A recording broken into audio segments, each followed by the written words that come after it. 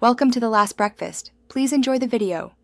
You begin by verifying power and visibility because most failures are simple.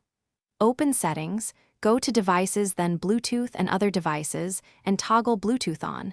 This ensures the adapter is enabled.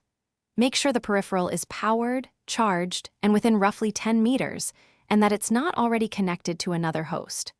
Once done, disable airplane mode and perform a quick restart of both PC and device to clear transient radio conflicts.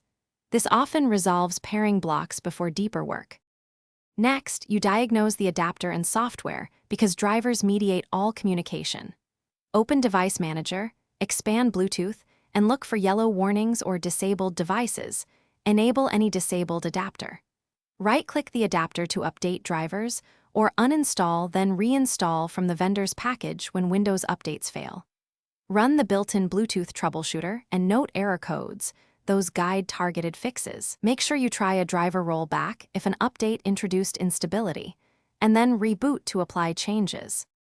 To finish, you perform a controlled reconnect because stale pairings and services often block success.